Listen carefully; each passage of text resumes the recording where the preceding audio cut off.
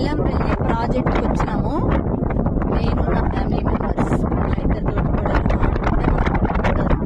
మన మనవడు, మా హస్బెండ్. చూడండి వాటర్.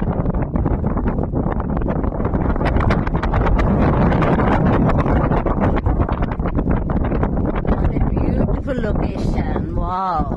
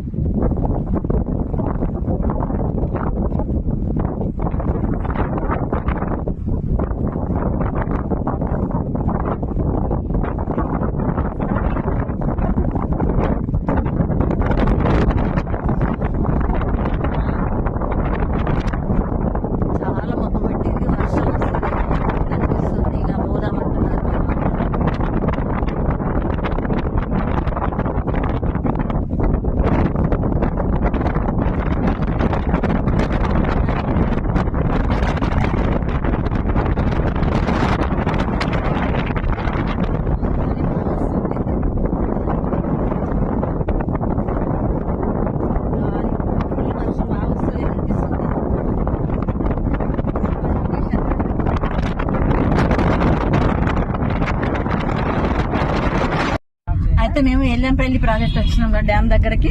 ఇంతసేపు మంచిగానే ఉన్నాం కానీ సడన్ గా వర్షం స్టార్ట్ అయింది. పారిపోయి ఊరు కొంచెం కార్యక్రమం స్టార్ట్ అయిపోయింది ఇంకా.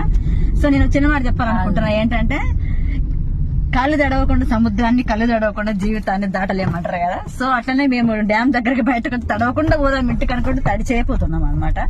ఇదనమాట ముచ్చటి.